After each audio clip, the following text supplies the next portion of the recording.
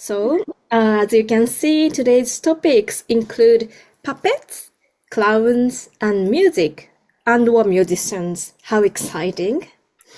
And so our basic questions are as shown on the screen. And then one of them is what kind of materials or documents can be used to explore the detailed circumstances of these special actors or learn about musicians. And then the second question is about the music performance itself and how can we infer and imagine the historical practice based on later works or surviving materials. So, Professor Stan, could you please kick off today's conversation? And then Professor Kodama will respond to your talk. Okay, thank you very much indeed. I'm very excited to have a third chance to have one of these wonderful conversations with Professor Kodama. So thank you so much. And I'm going to kick off by saying that it's possible that this conversation will be the one in which um, the differences are more clear than the similarities. Let us see. One reason I'm saying that is that we have so much less information than you have in Japan. And one of the principal reasons for our lack of information is the fact that the theatres were all forcibly closed. All theatres were closed for the English Civil War. And they were closed for 18 years from 1640 uh, um, uh, from 1642 to 1660. And over those 18 years, we lost a lot of information and we lost a lot of our habits. And when one picks up again from later, it's much easier to trace things back to 1660 than to before 1660. So what I'm going to be sharing is a certain amount of fragmentary information and guesswork, whereas you have a consistent tradition, which I think allows you to trace earlier practice from later practice. And we don't have that in the same way. But having said that, and that's a sad place to begin, but a historical place to begin, I will, though, I think I have maybe most to say about music, but I'm incredibly interested in puppets and clowns. And I'm going to share my document just in order to hop through and have a look at a clown section and tell you what I've got. And I'll then a puppet section, and I'll tell you what I've got, and I'll then be able also to talk to the other sections. But I think what we have concerning puppets is a series of pictures that are sometimes English and sometimes, as this one, continental. But they show the way that puppet shows worked when they were separate from actor shows. So we'll have to bring the two into conversation later. But these are separate puppet shows. And what you can see here is the way that they work. And you can see two tiny puppets behind this man. And you can see that the man has a stick. And and the man can point at the puppets with his stick and tell us what they're saying. And he can also point at the audience with his stick and tell the puppets what the audience are saying. And so he can have a dialogue between the audience and the puppets, and actually everything is spoken by him. And this man, which is very relevant to this conversation, this man is called the interpreter. He's an interpreter or translator of puppets, and he's an intermediary between the puppet world and the people world. And so I'm going to show a few, there are different versions of this man, but here he is again, the man with the stick interpreting, and this is a more sophisticated puppet shows. These are marionette puppets. That's the name for puppets that work on strings from above, whereas the earlier picture showed glove puppets, puppets that are just on your hands. But whether you had string puppets or glove puppets, you tended to have an interpreter who was doing most of the speaking for them. And as I say, interpreting to the between puppets and the audience and puppets. And so when puppets are brought into theatre plays, they nearly always come with an interpreter, a man who speaks for them. And that interpreter is often a sort of clown-like character. And I think I'll stop that story right here. There's much more to say, but I'll maybe stop it right here to ask whether there are any comparisons or whether the world of puppets in Japan, which I believe to be rather more sophisticated than ours, has a different methodology.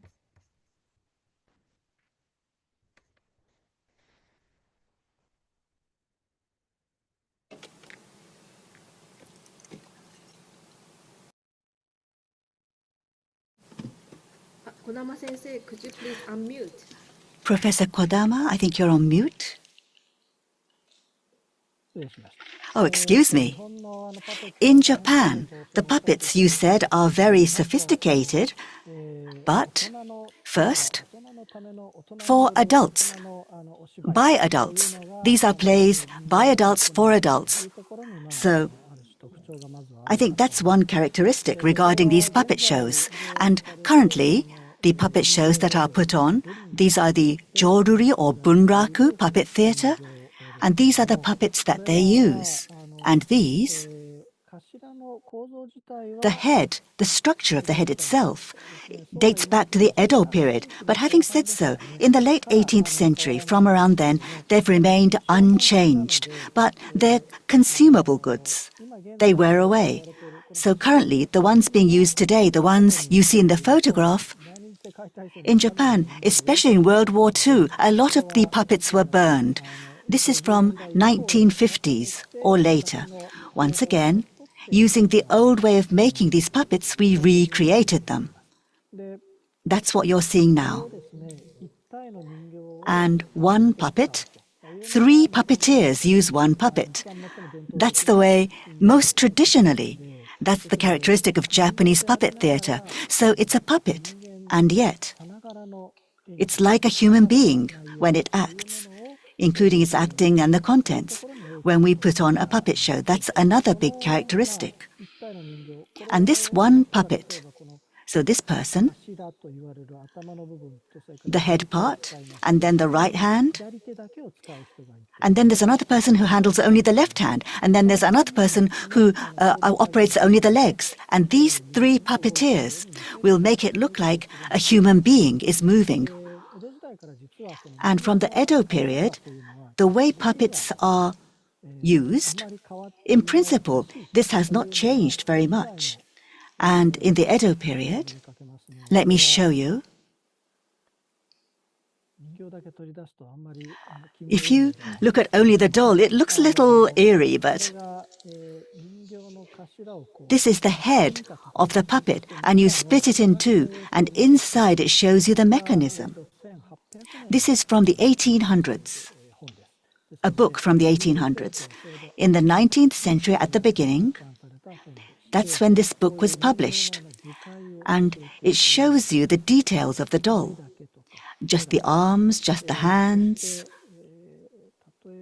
And for example,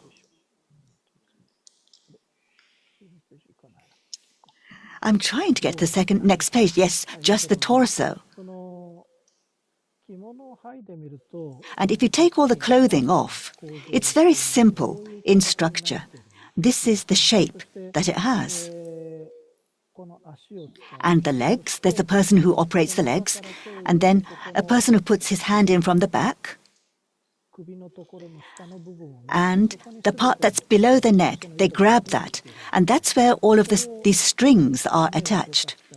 And that moves the eyes, moves the mouth, and moves them. and then that moves the right hand. And then there's a person who operates the left hand. And these three puppeteers will be making this puppet move. And up until today, in the Bunraku Puppet Theatre, this has remained unchanged. But the plays that were put on, one story uses the shamisen, a tayu. There's a storyteller who sings and tells the story. And this expresses this in a three-dimensional way to show this really long, grand story. How grand is it? Currently, in our current time, for example, a famous work, if you were to put it on from start to finish, you'd start at 10:30 in the morning and it would end at 9 p.m. That's how long it is. And they would put those on. In the Edo period, maybe the tempo was a little faster, but probably they started with the crack of dawn and they ended at sunset. So it was very long, very grand, and they would keep on doing it, on and on and on. And the contents were for grown-ups. So people who are in very short of money and they commit suicide together, or there are people who try to fight against their destiny, about heroes. There are a variety of plays for adults by adults, and back then they were contemporary plays. And what I showed you back just now, the puppets and the audience, and a person linking the audience with the puppets. These puppeteers in the Edo period, in principle, they had to hide their faces, and only the puppet could be seen. So the puppet moved like a human being. That was a big characteristic. So a mediator probably did not exist. But other than this, they show only the mechanism. They have such puppet performances. So they do not put on a play, but they just show how a puppet works. Or they use water, they use fire, they just show the mechanism. Or maybe the doll would bring a cup of tea to you. It looks like it's bringing the tea to you automatically, but there's like you wind it up. So there are performances, things that go on show like that. And at that time, then there'd be a person standing there saying, "Ladies and gentlemen, I'm going to show you this." And they would mediate between the puppet and the audience. So in that respect, I think that is a common thread with yourself. And what you just showed us, in Japan today, what's closest to what you showed us is the ventriloquists. One person would have a doll on his lap, and the ventriloquist looks like he's not talking, and it looks like the doll or the puppet is talking. And in response, the puppeteer, he would be talking with the puppet. So he'd be talking, and then he'd be not talking, and the doll would be talking. It would be like he's conversing with the puppet. So he would have his mouth closed, but it looks like the puppet is talking, or he's using his mouth, it looks like he is talking. There'd be variations of this, more than the mouth movements. So sometimes they would speak one tempo slower after their mouth moves. But I think maybe that comes from the West. After modernity, Japan learned from the West and started to do that, I think, as an art. So in Japan, from before modernity would be what I just explained, showing the mechanism, there'd be the person explaining, or linking the audience and the puppet. I think that would be close to what you explained. In that respect, there are commonalities between our countries, I think.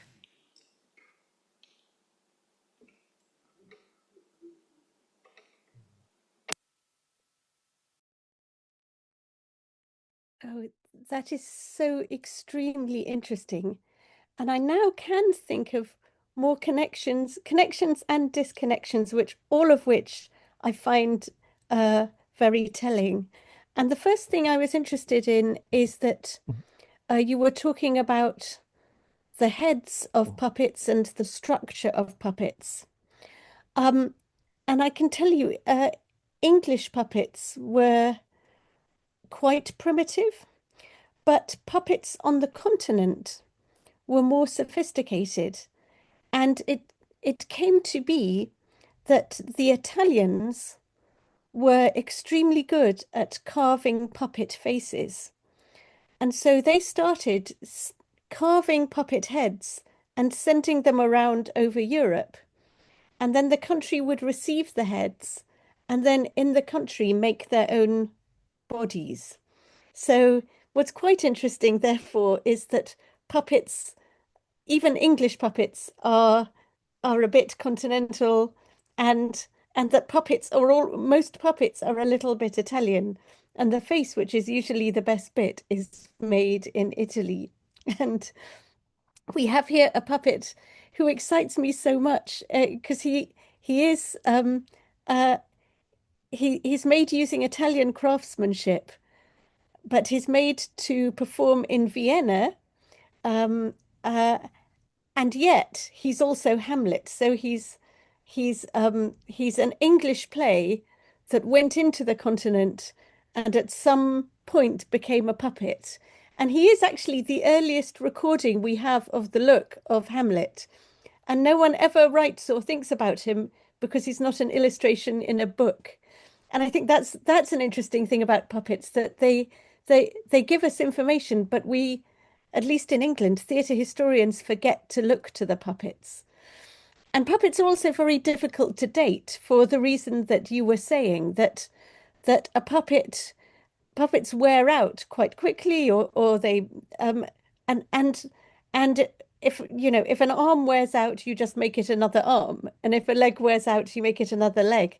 So it's very difficult to date or give a provenance to puppets as a whole. But as I say, here is a Hamlet who I find very interesting, but he is Italian artistry showing an English player. And what we can see, and he is a string puppet, and these are an Italian and French form that again we got from the continent. And these marionettes or string puppets, they have a string at their head, they have strings at their hands, and they have strings at their legs. And so a person from above can hold a structure which has all the strings, and by tilting and moving the structure, they can make the hands and legs go up and down. So they are so they're the most sophisticated that we have, and are maybe nearer to the Japanese, but they are not native English. They are native, they're Italian and French. And the Italians are famous for making most of their structures, but the French are famous for giving them eyes that move on and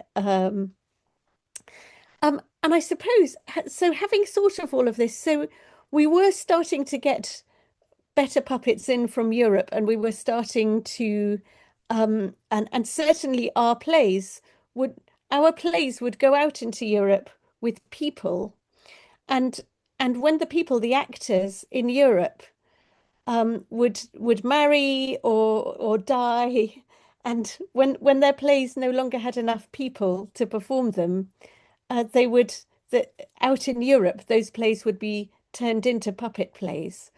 So our puppet plays generally aren't longer or different. They're generally versions of people plays, which for some reason have now turned into puppet shows. And as I say, here's Hamlet. And here's another picture of Hamlet, which I'm interested in. Hamlet here, he has a puppet skull that goes into his hand. Hamlet is famous for holding a skull and thinking about death. And here is the puppet with a puppet skull and thinking about death. And that makes me think about the questions you were raising about, or the points you were making about puppets being very grown up and dealing with grown up issues for adults. And clearly Hamlet is. But but I think what is unclear is whether when a serious person play for adult actors becomes a puppet show, does it retain its seriousness, or does it become a sort of parody a burlesque version of the adult show, and a lot of the suggestions are that puppet shows are funny, maybe because puppets are a bit cute, but as well as being cute, they're also quite creepy because they move like people, but they've got fixed faces. And anyways, for some reason, our puppet shows tend to be presented as quite funny versions of adult dramas. And so I'm going to show you just one more picture, which is this is an advertisement, and it's an advertisement for a puppet show that will be put on in a fairground. And it's hard to read. I'm not going to read it all out, but I'll pick out some crucial bits. So in the advertisement, this advertisement names many different plays that are on in the professional theatre at this time. The advertisement it's a bit hard. It's hard to date because it doesn't have a date, but it seems to be maybe 1640s, just before the theatres closed. And it names many, many different plays that are all being run together and are being fused with joke puppets. So I won't say too much of it, but I'll just go to the middle bit, which promises the court of King Henry II. So that's a play called Henry II, and the death of Fair Rosamond.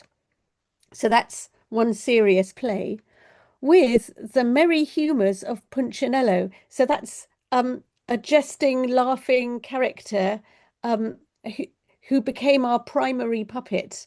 And he's clearly come from Italy, Punchinello, though we end up calling him Mr. Punch because he gets an English name. And the Lancashire Witches. And that's another play, the Late Lancashire Witches, as also the famous history of Bungay and Friar Bacon. And that's another play called Friar Bacon and Friar Bungay. So you can see here that the play of Henry II, the play of the Lancashire Witches, the play of Friar Bacon and Friar Bungay are all being fused together in a puppet show, together with Punchinello, the funny character. And I'll just go very near the bottom of this advertisement, where it says, acted by figures as large as children 2 years old. So these are big puppets, 2-year-old children. I don't know, that's quite massive. So this is a puppet advert, but it does reveal that puppet shows were cut down and humorous and strangely oddly intermingled versions of the adult drama. So they're doing something a little bit different. But I suppose this also gives me another question for Professor Kodama, which is, I was amazed by the 3 different actors putting all that work into one puppet. And in a way, it seemed wasteful. 3 people for one character. Well, why do you think you had those sophisticated puppet shows? Because in a way, one actor could simply do that part. Like, what was gained or what was extra? And it clearly wasn't funny. So what was it about puppets that people couldn't offer?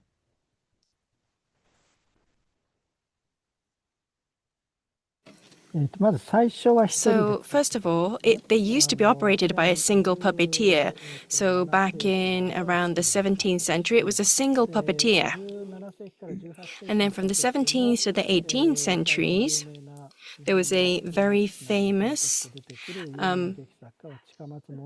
Chikamatsu Monzaemon was a very famous creator of plays and programs. Now, while he was alive, it was just a single puppeteer, one puppeteer. That was a relationship. So the very detailed motion probably couldn't be done. It was less about the puppet's motions. It was about the storyteller telling, and it was the words which were being spoken which probably carried the greater weight than the puppet. Now, to add to that, they started to bring in more mechanisms. They started to bring in more into the props of the play or the performance. But after that person passed away, 10 years passed, and they moved to having a single puppet with 3 people. They developed that technology, and then that spread to all other performances and programs at that time. Now, in all likelihood, at that time, they started moving the eyebrows or moving the eyes or moving the mouth. This highly detailed mechanisms were invented at the same time that allowed them to do that. So with that, the puppet started to look like a human being. I think that was really applauded. People thought that was amazing. We reached that period. We welcome that time.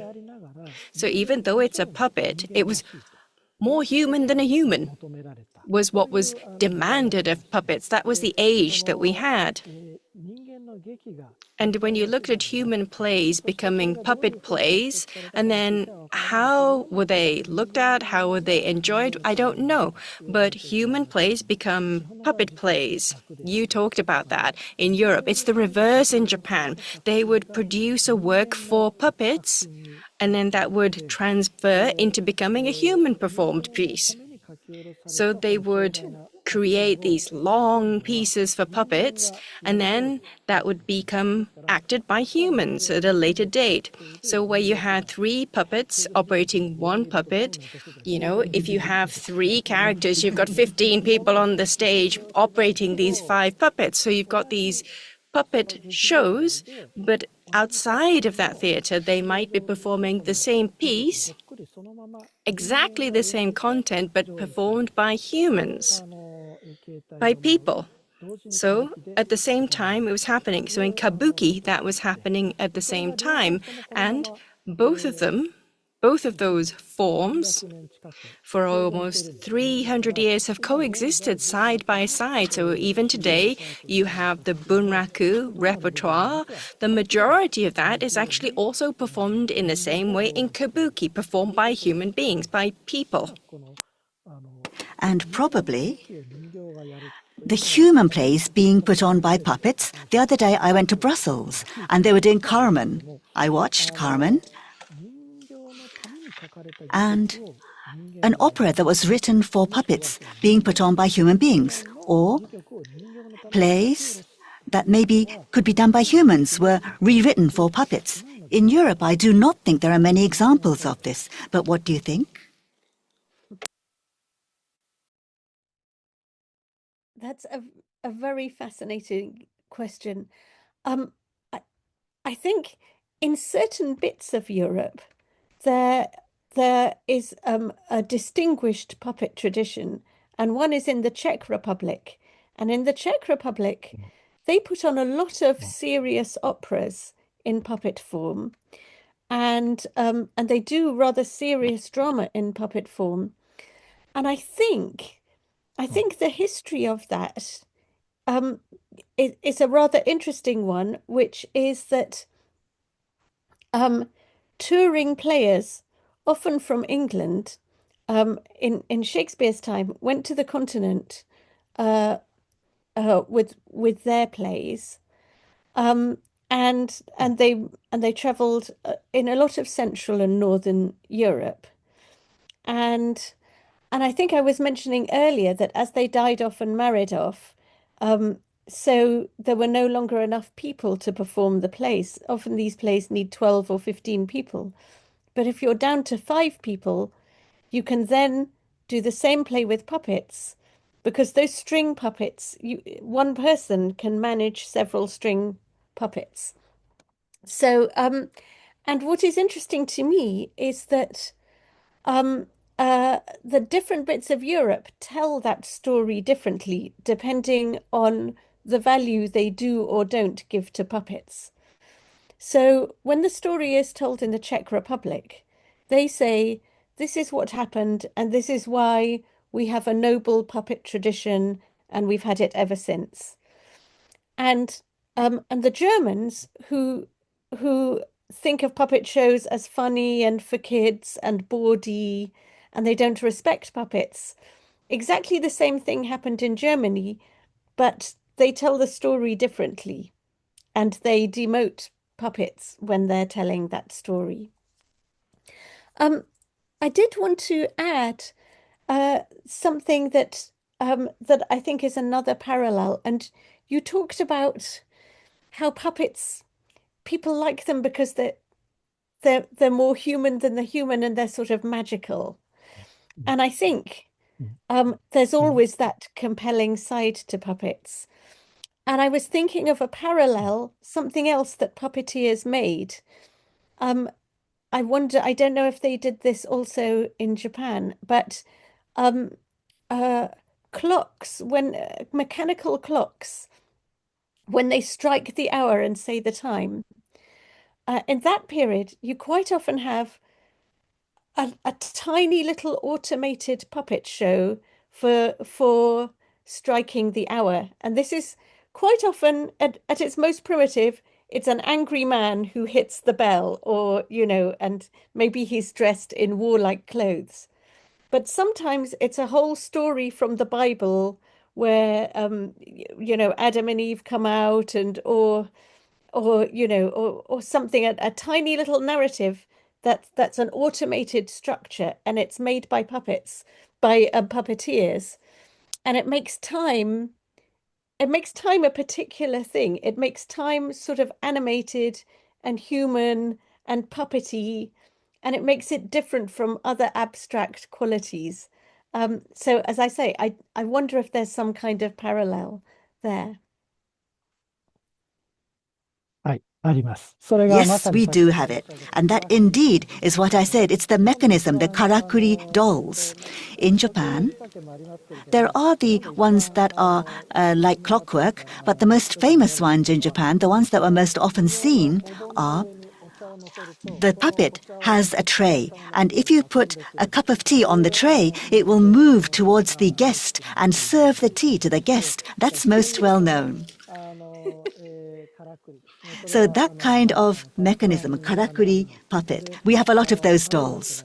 Or というですね、その山の車と日本 we have で書くんですけども、 these portable things that walk around in town. 上の方でこのからくり So at the top of this portable ながらそれを the object, there would be a mechanism at the top.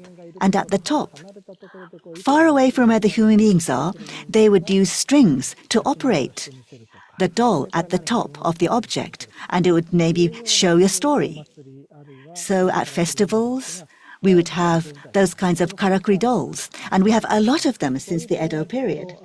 一致するところが So I think maybe there is a parallel. 人間ではないの And they're not human beings, and they move like human beings.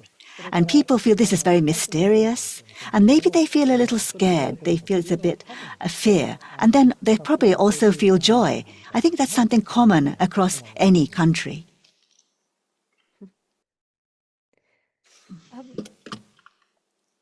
This morning, my husband asked me what I would like for Christmas, because that's coming out soon. And at the time, I said I would like a nice warm dressing gown to wear in the morning. But I think now I'm going to tell him, actually, I would like a puppet who gives me a cup of tea. I would like that more. Thank you. That is so extremely fascinating. And it makes me think, I'm wondering if we should move on to clowning, because it connects very closely to puppets, I think, in some ways. And particularly, I wanted to show you one particular image. Let me see if I can find it. Ah, yes. Oh, where's it gone? Come on. Ah, yes. This image. This is a clown, and he has a very particular kind of puppet that only clowns have. And the clown's puppet is like a tiny little clown on the end of a stick. And he's called, well, he has a number of different names, that stick. It's called a slapstick, so a stick you hit people with, or a marotte, or it's got all kinds of different names. But basically, it enables the clown to have something so that when he wants to clown with someone, but doesn't want to disturb the serious narrative of the drama, he can have a conversation with his stick, and he can make his stick be an extra person. But because it's clearly a stick as well, he can also hit someone or do comedy with it. And in fact, if he's a bawdy clown, he can put it between his legs like a penis, or he can do all sorts of things with this puppet. And that means that clowns, even when they're alone on stage, can still do a double act and can still be two people because of this very particular puppet. And I think I'm interested that people often forget that the clown had a puppet, and you find editors editing drama and often saying, "Oh, well, although he's alone, there must actually be someone else on stage because he's having a dialogue or he's speaking to." It's in fact this very special puppet stick, the slapstick. And again, I wondered whether your clowns had a puppet continuation in any way, or if that's an English thing.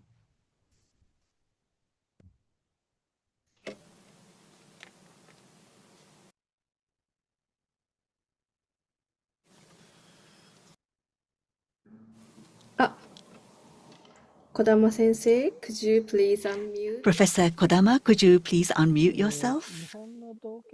So Japanese clowns, I think they did not have puppets. That would be very rare. But people who walked around carrying the puppets, so they would make the puppet take or assume the role of the clown. I think that did happen. And in a pure sense of the word, playing the role of the clown, there would be dolls or puppets that purely play the role of a clown. So you talked about putting the slapstick between his legs, and there might be something similar to that, and they would pee, and there'd be water spouting out. That would be the mechanism. So that kind of thing did happen. So they showed things like that. So there were these clown-like puppets in the regions, and they still remain, even today. So that kind of thing was done. But I think when you look at Japanese clowns, for example, that appear in Kabuki, they don't always come out with something in their hands. I think it's more about person to person, that they would do a variety of different things. That tends to be, I think, the majority, I would say. So, for example, I have here, I hope you can see on screen in a moment, here.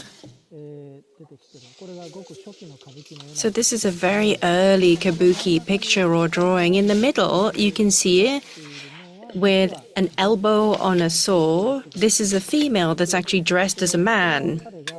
Now, he is about to go out to the red light district. So this is the woman who's going to be working basically in a brothel. And I think this is probably a man dressed as a woman. Now, in between the two, you've got this very early stage clown. So it's called Saruaka. So Saruaka, what he's holding is a folding chair, it's believed. And I think this is probably just some sake or something like that. So he is going, I think, between her and him and doing a lot of comical things in between.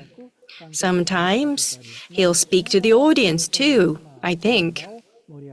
So he was just building up the atmosphere in this space. I think that's what the role is. So in a lot of very early Kabuki performances, you see always this character, Saruaka, or somebody similar to that character. You see, for example, in this picture, this is a male, and over here, the female. Those are the characters, male and female. And again, similarly, there is a Saruaka character on here, and he's holding a fan in his hand. Probably that's his only prop. So holding a puppet, this Saruaka, or a clown with a prop, I don't really think so. And actually, Japanese clowns, even before then, before Kabuki, we have Kyogen, which is another format. And there are people who appear doing lots of funny and comical things. But that is just regular people doing regular things, being funny. This Saruwaka character that you see here is being deliberately behaving in a comical manner. So it's like a specialist in being a fool or being a comic. So in Japan, the clown has not continued as that specialist role for years and years even now. By the 18th century, the plays become much more complex, and that clown's part is retained, but while you have that clownish role, you still might be, for example, the enemy, or you might play a role in there, or you might be a member of the town. You are living as a regular townsperson while still having a comic aspect. So you become a more multidimensional character. You're not just a simplistic, one-dimensional, funny presence. So in Japan, probably around the 18th century, probably the first half of the 18th century, we lose that one-sided comical presence. So I think the role of the clown, it's really in the Beijing opera, I think, where you see in China, where you still see that comic. So in those performances, you still have the clown. There are specific operas in Beijing where they still use those. So I think they still exist as characters today. So in Japan, too, giving a puppet a funny role, yes, we do that. But the day clown or fool would carry a puppet, I think that's less prevalent in Japan. But the role of the comic or the clown, that funny side of things, for example, it depends upon which cultural world you're in. So, for example, if you look at bunraku or puppetry today, there is a female head that is almost like a clown. So on the right-hand side, can you see this picture? This is a girl. She's a funny girl, I guess. That would be the role that she plays. So the plays that she has used, there was a play that was taken to the US with this role. And the Americans said, this girl's more cute. Why is the cute girl the clown? Apparently, that was the feedback that we got. I heard from the bunraku community that that's what was said. So what do you perceive as being funny is very different depending on which cultural background or context you're in. So this is a little bit like a comical. This on the left, this is a grandmother with a lump on her head. And then, for example, this is a grandmotherly role that we're seeing here. And then you get these as well. So this is a female and an older female, but you can see she's a bad person. Somebody who murders others, a murderess. So they use this kind of head for that kind of character, and then this is a kind of transforming into a different being. So a beautiful female, but in a second she turns into a demon or a demon-like figure. There is a mechanism that allows her to transform in an instant like that. So again, this is a form of that mechanism that allows you to do that. So there's all these different ingenious methods which have been built into a variety of these bunraku stories. But as it was being talked about a moment ago, there is this lack of consistency that you can trace through history. How things have evolved are not always clear. So, for example, pictures showing puppets, if you compare them to pictures of humans, there are less of pictures of puppets, but they do exist. There's more of humans. But, for example, here, amongst ukiyo-e prints, you can see, including the puppeteer, a puppet has been depicted. So these kind of images do exist, and this too. So this is one person holding two puppets. Why? Because this is for a quick change. So the person uses both of these puppets, but it's a puppet quick change. All you have to do is take one off your hand and put the other one onto that hand. That's all it is. But nonetheless, in this way, they're showing this deliberately. So there are some very limited examples of this kind of pictorial representation. But compared to pictures of humans, there are much, much fewer images of puppets.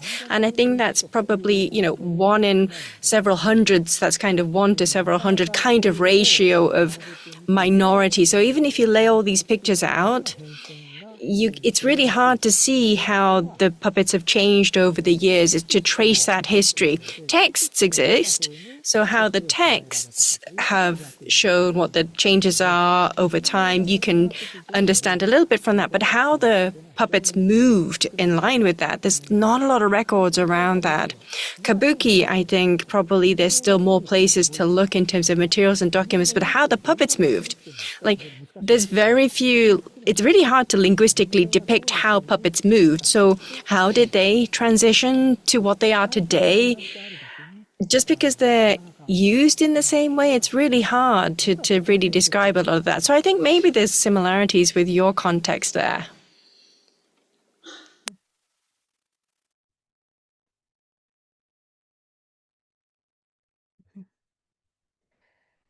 Well, thank you so much. I love seeing those puppet pictures, and I wish we had a few more that I could show you. One thing so taking up from what you were saying about puppet quick shows or quickly changing from good to bad or something. Although we don't have any pictures of that at all, we do know that the puppet of Julius Caesar was very, very popular, and it seems to be because Julius Caesar was famously stabbed by 12 people, and it seems to be that there was a puppet who could quickly suddenly be stabbed and full of blood, and so we wonder if he had an unmurdered body one side and then a murdered body the other side, and could switch from one to another, because it starts to be that Julius Caesar enters puppet shows that have nothing to do with Julius Caesar just to be stabbed. So we get that sense. So I also wanted to show this picture of children watching a puppet show. Again, as I say, that these are much more primitive than your pictures. But one reason that kids did like puppet shows was that the puppets, they spend a lot of time hitting things, hitting one another, and hitting themselves. And I think it's because they're made of wood and it makes a funny sound. And here you can see one puppet who's about to hit another puppet with a big club. And in fact, there is one that what became our most famous puppet show in England. And it used to be, when I was little, if you went to the seaside, someone would put up a little booth and would put on this puppet show. And it's called Punch and Judy. And Mr. Punch has a wife he doesn't like very much called Judy. And he hits her a lot with a stick, and she has a baby, and he throws the baby out of the puppet booth, and sometimes he feeds it to a crocodile, and he ends up being hanged. And children used to love this show. Everyone would enjoy this show. And now, as you can imagine, it has been it's no longer thought appropriate for children, and it seems to favor domestic abuse, and people take it very seriously. But this was a show that was very liked, and it was extremely violent and involved a lot of clonking sounds as you hit a stick against the other puppets, against yourself. And there's a bit of me that thinks maybe we've slightly lost our sense of humor with puppets, but then I'm conscious that of the rather grander and more sophisticated puppets that you are showing, who are so elegant and beautiful. And I also feel a little ashamed of our rather humble and quite nasty puppet tradition.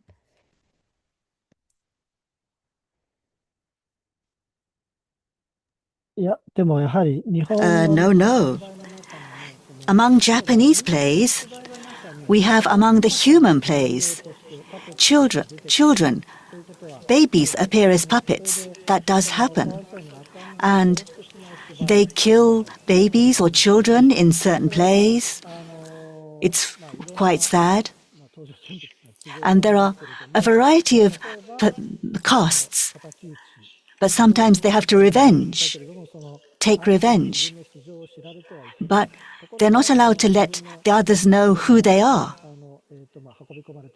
And then their children are brought in, and to make sure the children don't give away who they are, they have to kill their own children, and then they throw away the carcass of their own child out into the garden, and it's a puppet, so it makes a horrible sound. There is a play like that. And up until a certain point in time, this was, oh, it's so savage, people were saying. But now, times have changed once again, and they had to go that far. Why did they have to go that far? We should think about that, which means that it's not only the cruelty that we should look at it in a different way, and times are changing. And that part, regarding the cruelty and the way of thinking, or depending on the times, I think it does change. But with human plays, in the human plays, sometimes dolls appear or puppets appear. How often would that happen in Britain?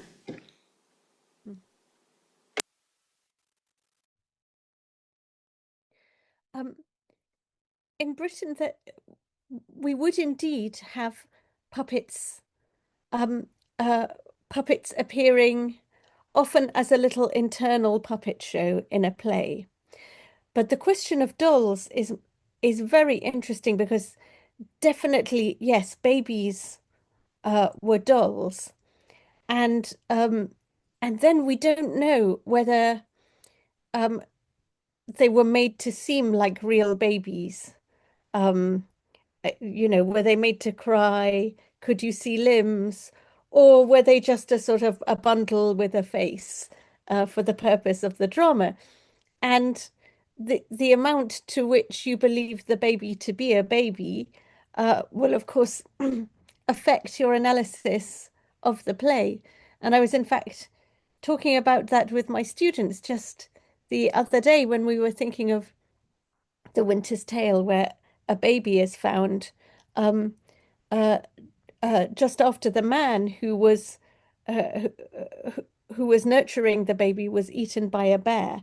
And we were trying to discuss whether the bear was funny or serious and is some kind of person dressed up or a puppet, and whether the baby is funny or serious. Is it possible that the bear is funny but the baby is not funny? Or but anyway, yes.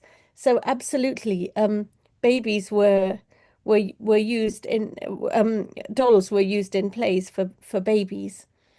And then there's maybe an interesting sideways connection because you tended to buy dolls at fairgrounds. That was one of the things that was sold at fairgrounds.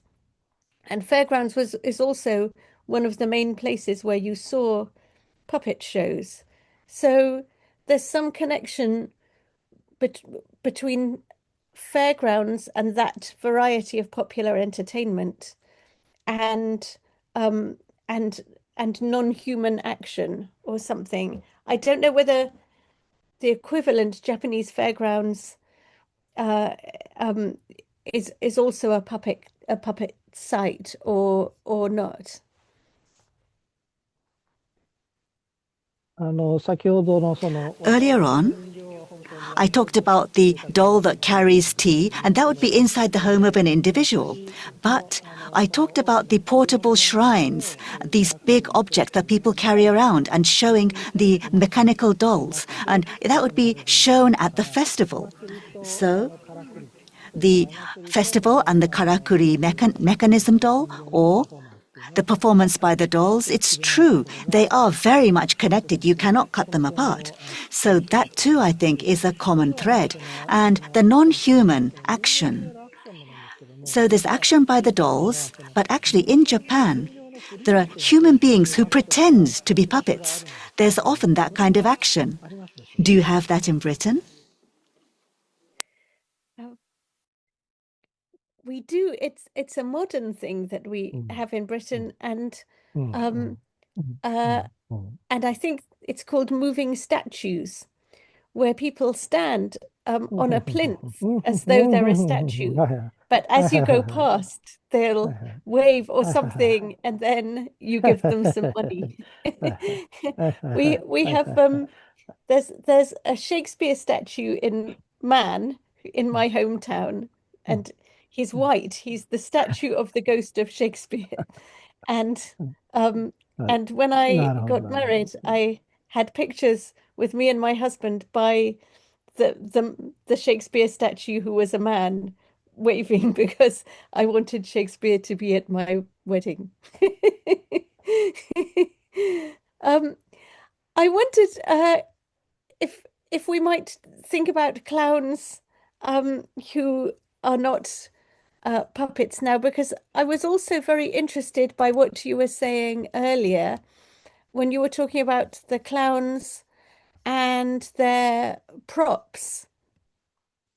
And we have, again, these are not great pictures, but we have pictures of clowns and props. And when we have pictures of clowns and props, it's nearly always their props are musical instruments. And this is a pipe and a little drum, which is called a tabor. And I think clowns are very connected with music. I think funny music, they often do a funny dance. They can make up new words to known songs.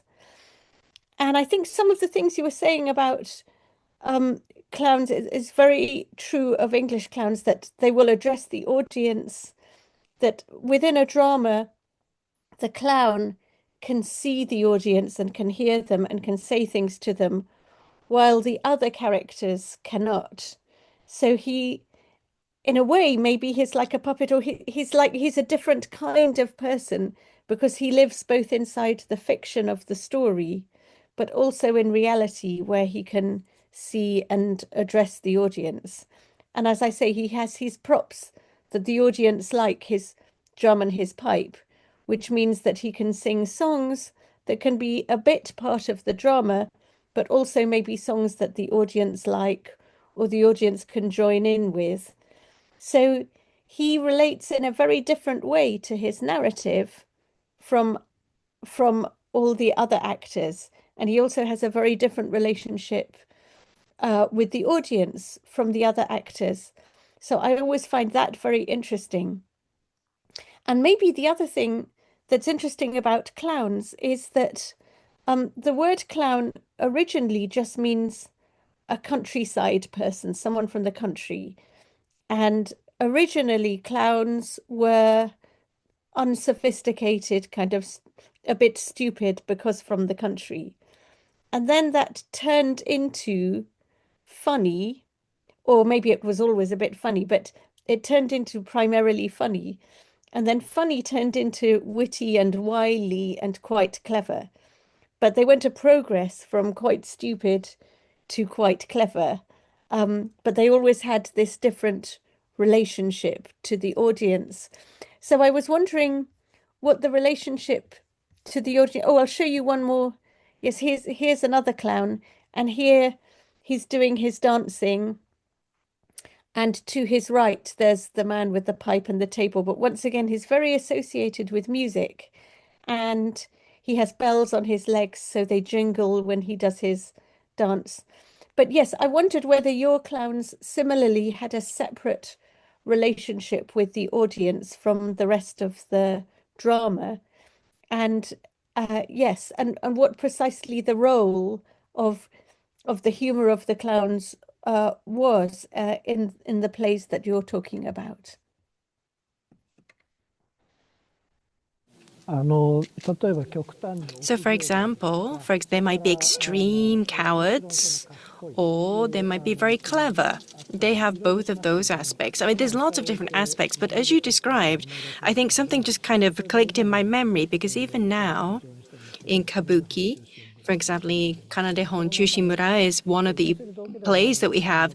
It's not a straightforward clown. It's kind of half taking revenge kind of role. So is a servant of a revengeful samurai, but the samurai is kind of a little stupid. So there's a role where they place a rusty sword on the stage deliberately and look at him, this is what he's got. He can't go and get his revenge because this is his level.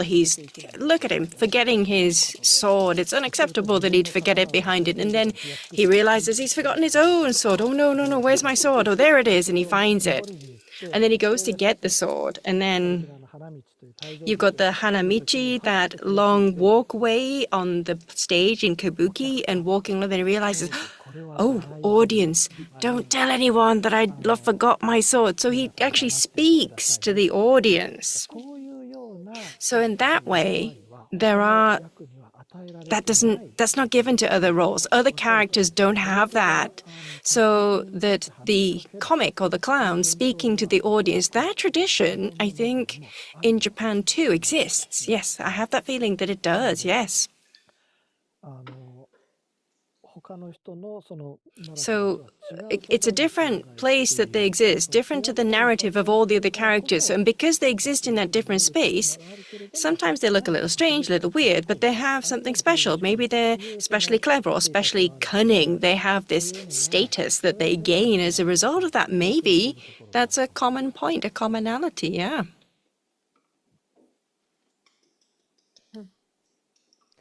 Oh, very interesting. I think the other thing about English clowns, and again, I wonder how it relates in Japan, is that they have quite a strong offstage life also as clowns. And it was relatively usual for the royal family or for grand people to want to have a fool or a jester in their household. And so sometimes stage clowns were also worked for the royal family or members of the nobility as their resident clown or fool or jester. And those posh people, they would, I think it was seen to be, to bring them down, to level them. And clowns were meant to be able to tell truths that other people couldn't. But there were also two types of people who would become jesters or clowns, and one type was someone with these days we might say they have learning difficulties, or someone who is struggling in some way, or possibly someone who looks strange, or someone who's very small, like a dwarf, all kinds of things that that kind of person might be a clown, and that was called a natural clown. And then there was a clever person who might choose to be a clown, and that was called an artificial clown. And there are all kinds of accounts, particularly by the actor clowns who tend to be artificial, clever clowns, being a little angry, maybe a bit jealous of the natural fools, the natural clowns, and saying they're kind of cheating because they're simply born clowns and they haven't the great artistry to act being the clown. So there are those two kinds of clowns in the world, and then the kind of clown who's the artificial clown often becomes also the stage clown. But they're still clowning as well in the rest of their life, and people are liking them for their clownish ability. And often they are also, musicians, and sometimes they own pubs or, places where they can still do their clowning off stage as well. So I don't know whether you have people who are always clowns in that same way. And I'm also interested in whether you had that distinction between people who were born, well, these days we'd say disabled in some way, and people who artfully learnt clowning.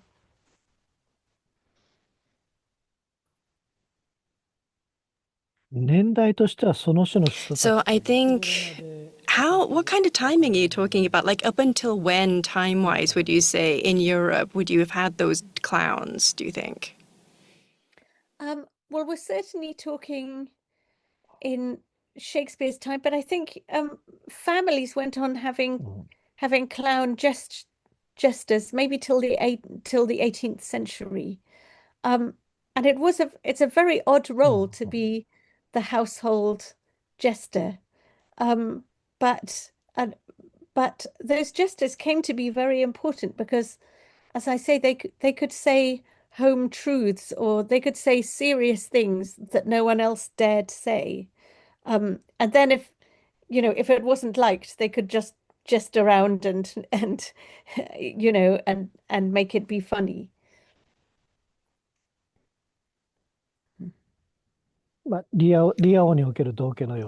So yes, I think I can see that you can have like that real jester position.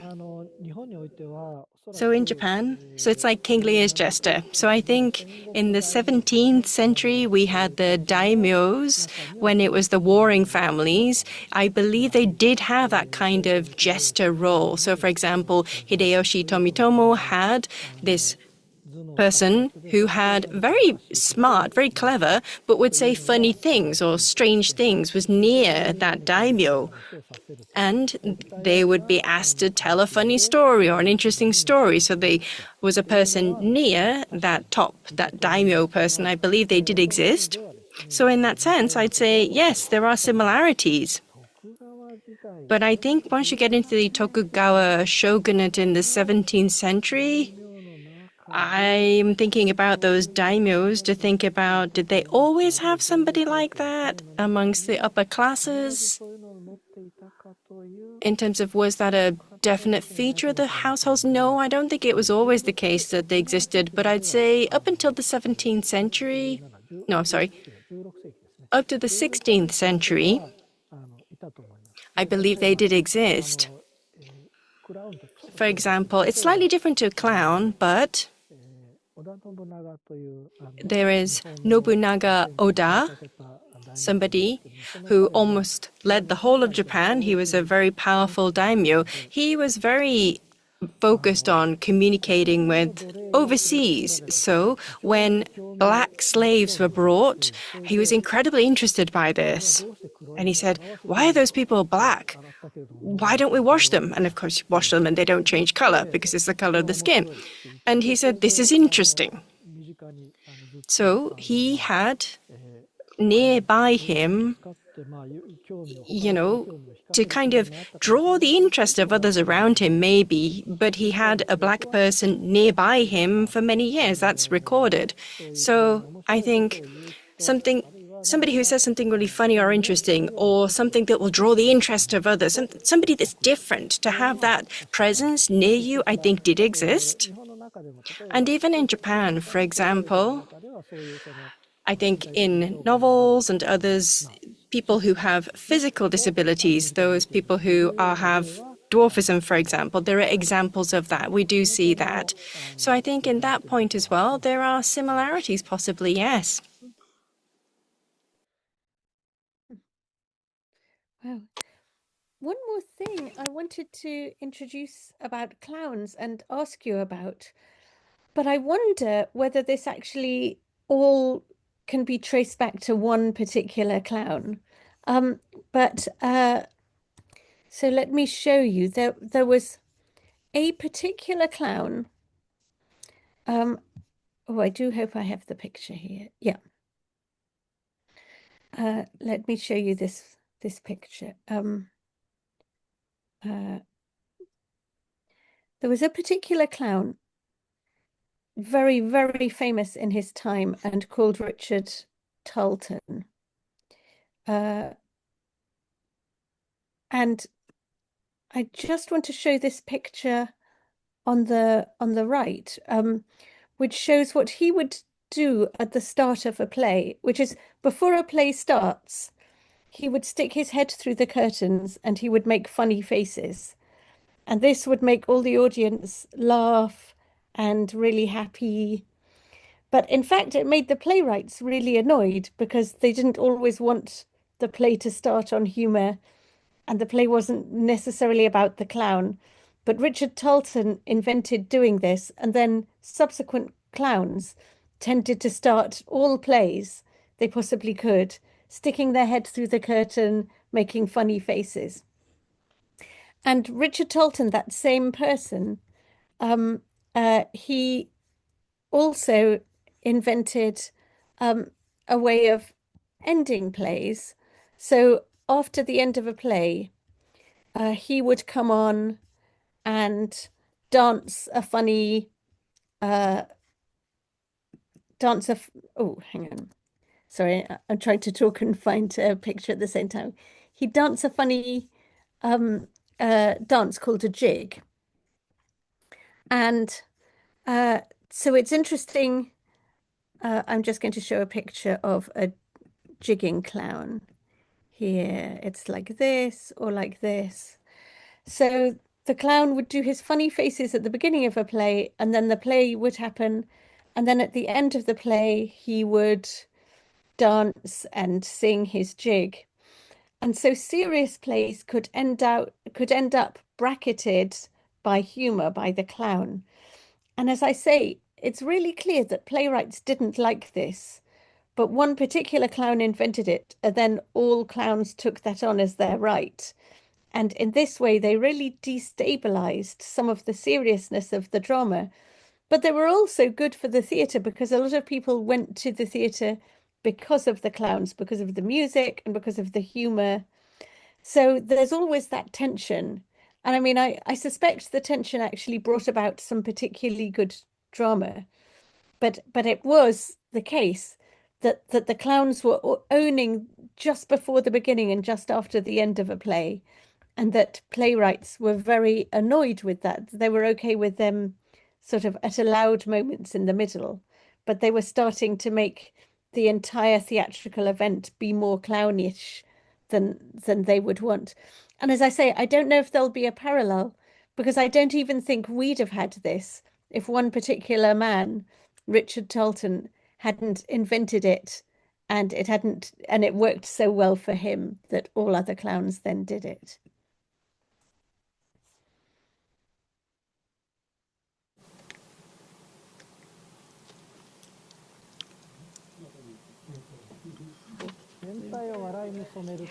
So making everyone laugh may not have happened, but peeping out from between the curtains actually, like this. So this is the Santo Kyoden. And this is not the curtains. This is from between the hanging curtains. They created a character like this, and the character was very popular. So this is very similar. So we all think of similar things. That also seems to be a common thing. In the case of Japan, at the end of the play,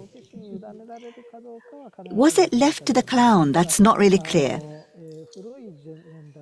But in the olden days, in the 17th century, around that time, at the end, everyone would dance together and it would end. It ended in that way at times. In Japan, actually the Kabuki plays, there may be tragedy in the middle, but at the end it's a happy ending. Like Hamlet. It's not like, how should I put this? It's not like everything is lost. It's not a complete tragedy. It doesn't end that way, not very often. In some way or another, order is restored, and a lot of things happened, but it's a happy ending. With Japanese kabuki and with bunraku, that happens a lot. And in that case, at the end, with kabuki, there would be the dance, everyone dancing together, or something religious. So there would be something that people should be thankful for, a blessing. And having laughter at the beginning and the whole play being influenced may not have happened, but in between the play, sometimes a clown would appear. That actually happens in between the scenes. Or, like I mentioned before, kanadehon chushingura, a doll, a puppet would introduce the cast, and that doll would do funny things and say, "Everyone, please relax and enjoy yourself." And when they say that, the doll's head would turn 360 degrees. Ever since the Edo period, that was something that had to be done. It still happens today. So doing that at the beginning, depending on the play, yes, we have that too. But in the case of Japan, as the role, having lots of different clowns, we hear that there were lots of different clowns. So it's not like there was only one clown and everyone, all the other clowns, copying that one clown. That's not how it's handed down. That's not how we hear about it. So there are images of Japanese clowns like this. This shows you a variety of roles. And there's the enemy. Or here, this is the clown. And they have funny acts. And then hyoshigoto, they would match the music and dance a little bit. They would be good at that. And over here, Kaneko Kichizaemon, he is a clown. And it looks like he's funny, but actually, he is a playwright. He's a writer. And he would write the troops' plays. Or his diary was found. And the diary says he also wrote works for a different theatre troupe and handed it to them. And he's been doing a lot of things like that. That's what we're starting to learn.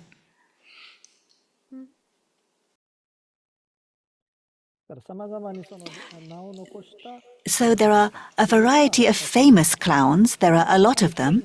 But it's not like there was one clown that everyone copied. In Japan, it's not like that happened. In Japan, in Kyoto and Osaka and in Edo, formerly Tokyo, there was the Kabuki culture, and the clowns in the 17th century up until then, they were quite popular, and they were independent, and they had each had their own unique Kabuki culture. And of course, sometimes there was exchange between them, but one influencing the whole didn't really happen. They were quite far away, and there were lots of different cultures. I think maybe it should be understood that way.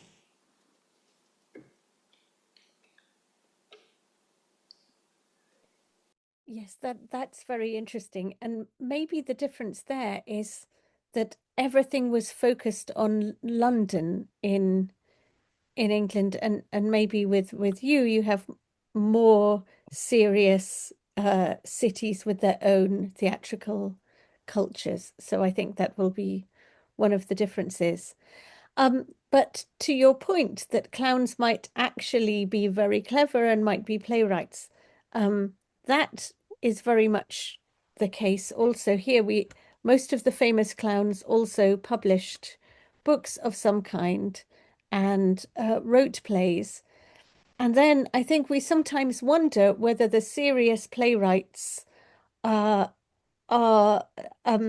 learning from and enjoying the clowns, or whether they're all publishing things because they're slightly at war with one another, because they're trying to own the audiences in different ways, with serious thoughts or with funny thoughts.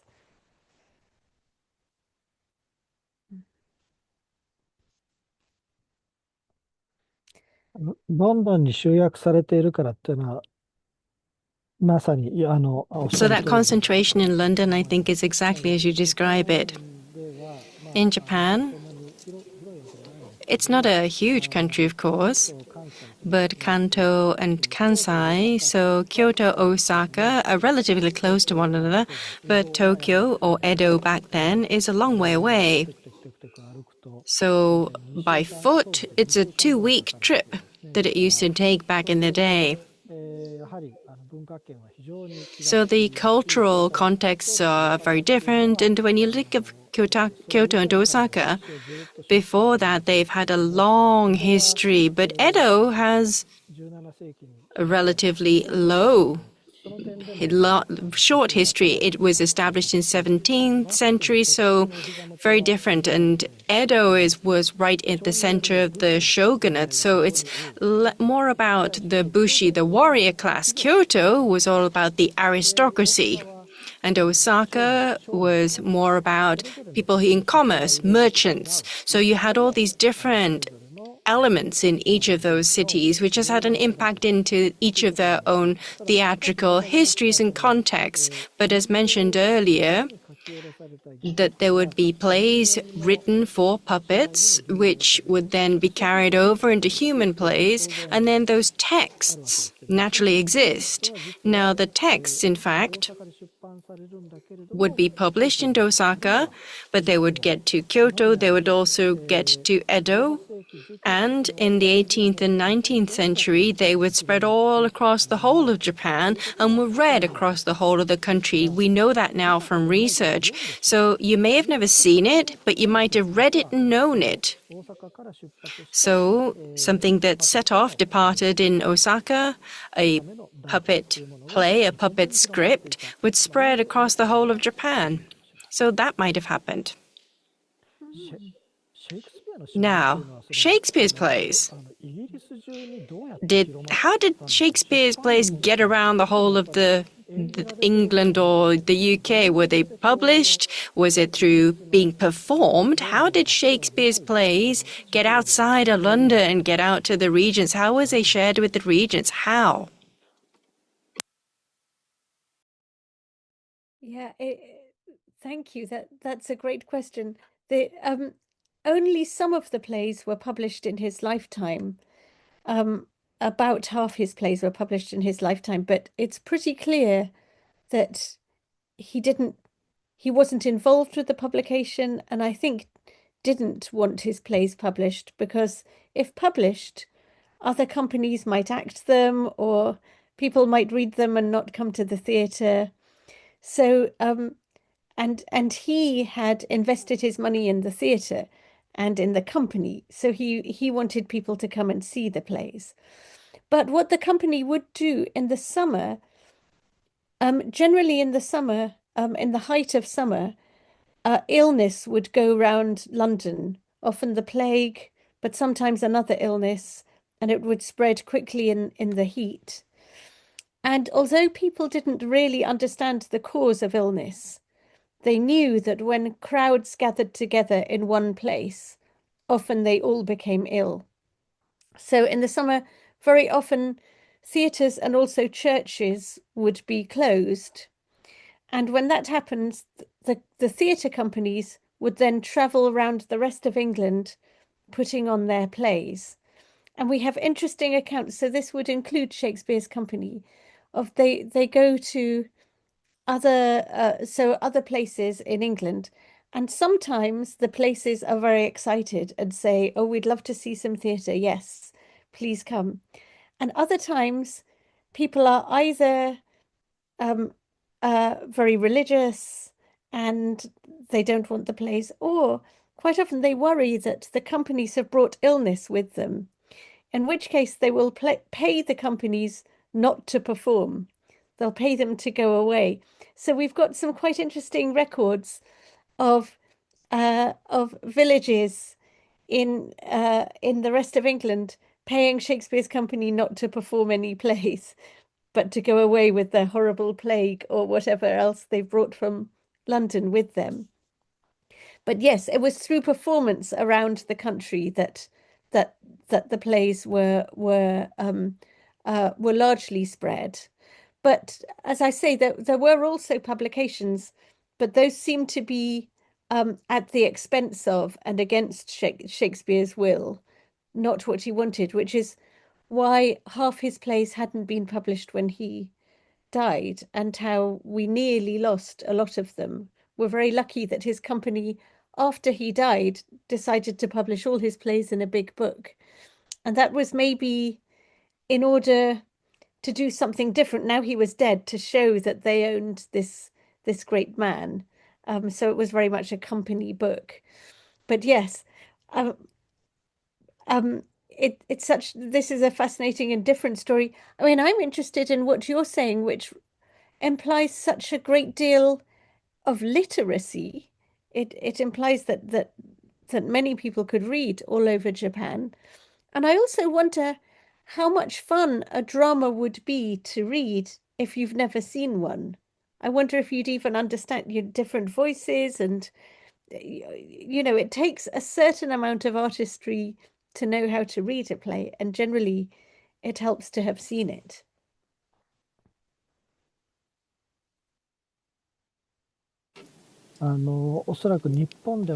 I think in Japan too, that resistance to publishing that Shakespeare had, kabuki scripts, there's great resistance to publishing those. So kabuki scripts, official kabuki scripts, is only in recent times, in modern times, during the Edo period. There is this demand for people who do want to read it. So for them, there would be just something that would be close to what was actually spoken on stage, something that people created that was close to what was being performed on stage, but they weren't the official scripts that were being used in the theatre. That would be published would be toward the end of the 19th century. Despite which, well, for puppet shows, why were those scripts and dramas published? Well, that is because storytelling was through music. And they wanted to tell the story. They wanted to learn, rehearse. They wanted to have the lessons in doing that. There was a big demand for that. So this is how you tell the story. And you can't just learn one piece, but that storytelling, how you would tell the story, this bit would be in words, this would be in a different way of expression. So giving that detail, these official books went out showing you how it was performed. Additionally, for each scene, there would be books. Later on, those become released as well. And there would be teachers that you could go and get a lesson to learn how to perform that. So there were publications, these kind of consistent texts which start to be published. So in terms of that reading audience, as you say, Japan actually has very high literacy rates, even in the Edo period. But how high literacy rates were, it's very difficult to research. And in the past, it was thought that many people, right down to agricultural laborers, were able to read. But actually, recently, there's research showing that literacy wasn't quite that high. So inside of the play, because if you look at plays, there are lots of characters who can't read, who are characters. So even in big cities, they had characters who couldn't read. So, well, if this person of this class couldn't read, well, that kind of suggests that across the general population they couldn't. But it's reading and music. So there's lots of people who could read, you could hear, and you could enjoy it anyway, just from the audible sound. So that was the way I think that was handed on and transferred on. Or, for example, earlier we were talking about you go and watch a puppet show, and then that same piece is performed by humans, and you're going to watch that. So you've seen the stage show, and then after that you read it or you hear it, and it recalls the memory of what you saw, and it starts to become internalized, I think. So in many different ways, I think that would have happened, yes. Very interesting. And I think this might be a good moment for segueing into talking about music, because you already are. Agreed, yes. Okay, and I think what you're talking about, there's a sort of parallel with in the English drama, which is our drama is mostly spoken, but was interspersed with song. And sometimes those songs you could separately buy. So I'm just, let me, right. So let me just look at this. Yeah. So sometimes you could separately buy a song from the drama that would look like this, and it's one page, and it actually has more words than are sung in the drama. So it's a very, very long song. But you could, and this is the song that is also sung inside Othello.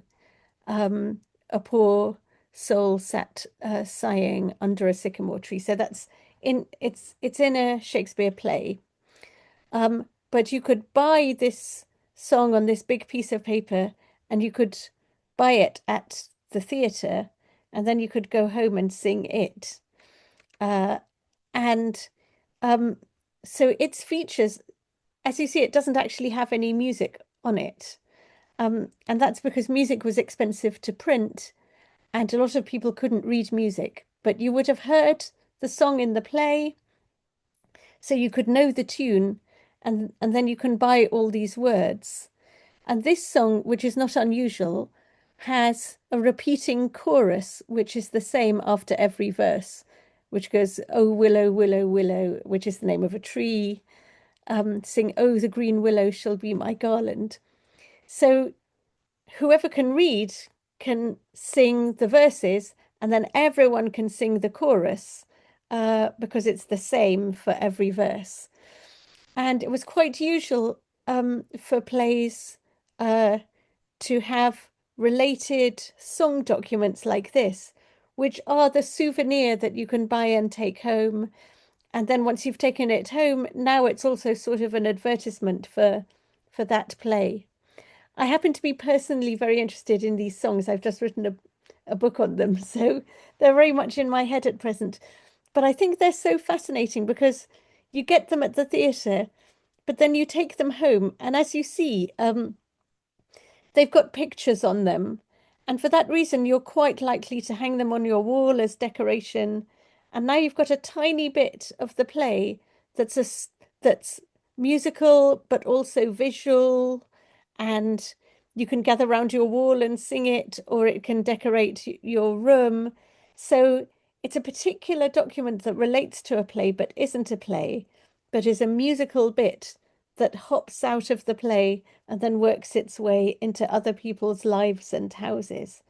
I wonder if there's an equivalent life for specific songs in the Japanese in the drama that you're talking about.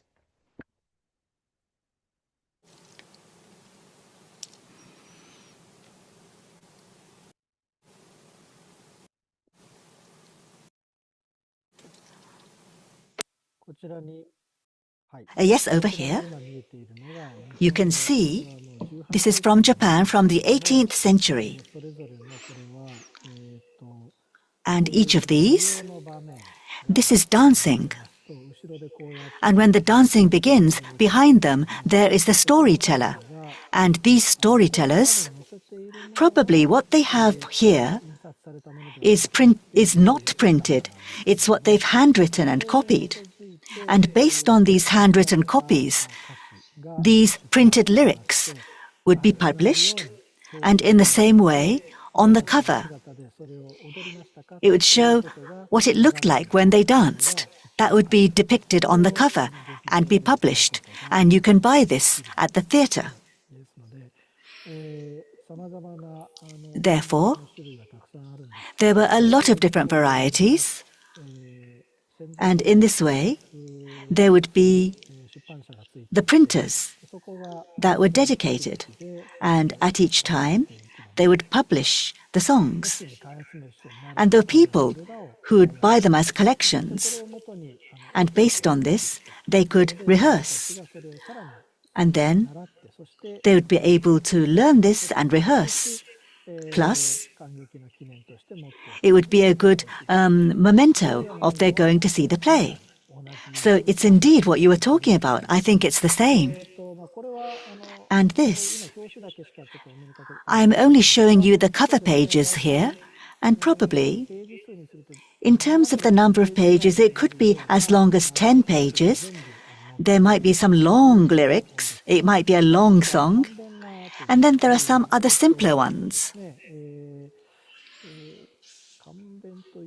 Rather than simple, maybe I should say, maybe one-pagers. So there'd be one-pager publications like this. So they're a little thinner. And maybe these are dated a little later, maybe the beginning of the 19th century. They're simpler. You can buy them in a more easier way. They're cheaper, they're smaller. And there are several songs that you can buy in this way. So in this format, let me see, the beginning of the 18th century, maybe the end of the 17th century, since then, in a variety of ways, they've existed. And publications related to plays, there are a lot of them in Japan, and each of them are being published. So yes, indeed. So songs related to plays, many people shared them, and many people owned them, and maybe something that might become a play. Like when an event happened, they would turn that into a song, and in this way they might sell it. And then there might be rumors that go around, and then people would put a song to it, and then it might become a play. And then people say, okay, let's go and see it. So I think there was some like that as well. That kind of circle or cycle. So in that respect, yes, please go ahead. No, I was just going to say the same, that the same happened. We would have one of those big texts, a ballad, that would tell of something that's a war or a royal happening or even tell a classical story. And often indeed, those are the sources of drama as well as the reflections of drama. They might be either. So it's the same. That's very interesting. Yeah. Yes, I think that they are probably very similar. And something that Europe had and Japan didn't have, I think, is sheet music. And probably, for example, in ancient times, music.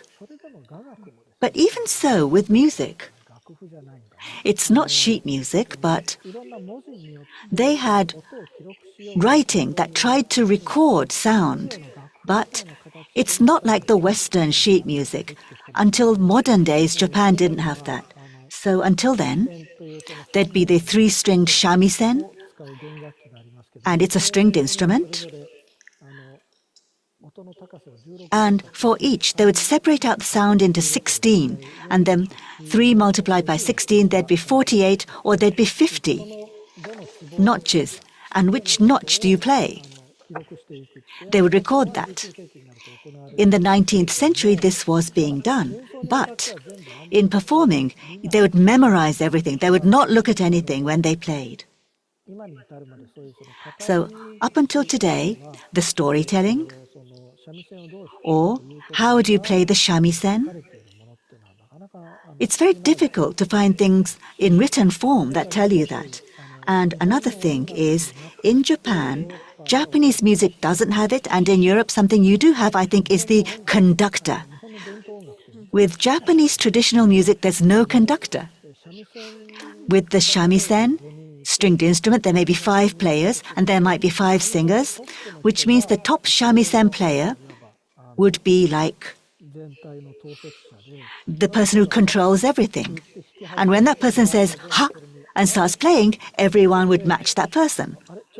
And whoops, maybe people are playing too fast today, maybe people are playing too slow today, or depending on the cast, depending on the performer, the tempo might change. But either way, the top shamisen player, to match him, everyone would be looking forward, and then sideways they'd need to match each other as they played. And somehow they'd manage to do it. That is Japanese music. So in that respect, everyone watching a conductor and watching his baton doing it that way, in Japan, probably this being shared in this way would be the 19th century, the end of the 19th century, maybe not until the 20th century. So, for example, inside the theatre, the music that's played, there's lots of different kind of music that's played. There can be, for example, the accompaniment to the song. There could be music for dancing. But, for example, inside of Kabuki, we have sound effects as well. Or, for example, the kind of noise, the songs that you hear playing in the town, you play that as BGM.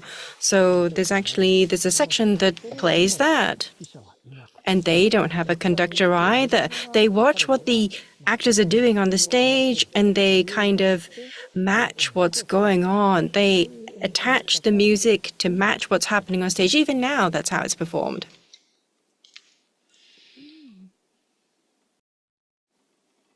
Absolutely fascinating. And I think some of what you say is also true of Shakespeare's time, because they didn't have a conductor then. The conductor came around later, and in Shakespeare's time, you would, in exactly the same way, have a lead instrument,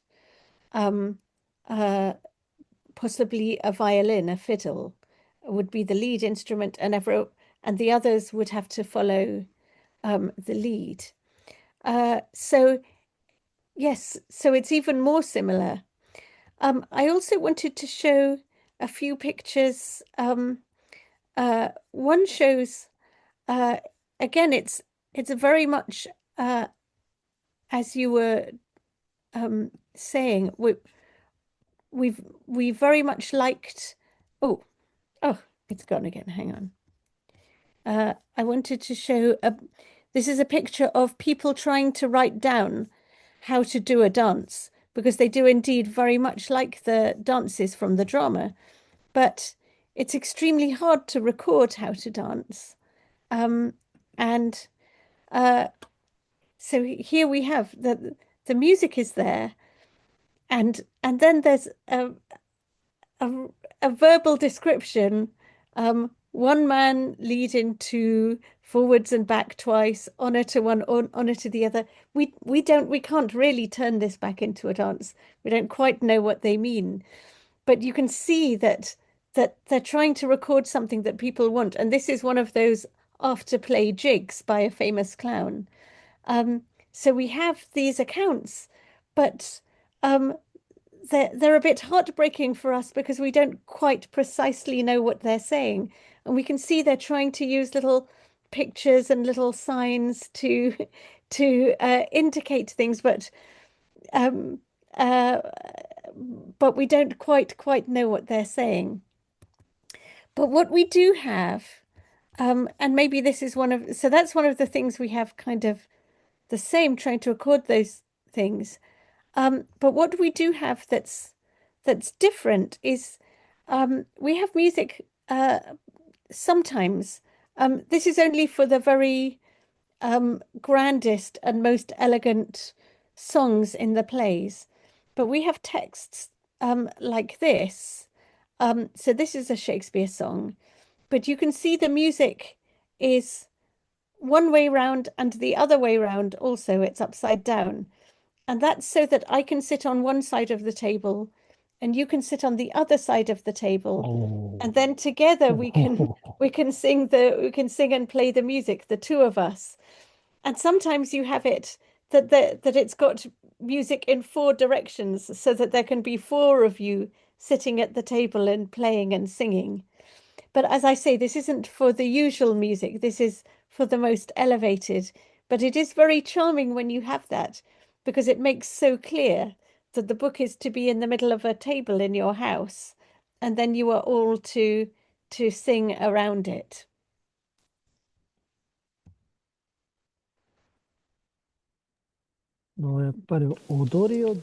So how you dance, how you verbalize dance, how you record it in language.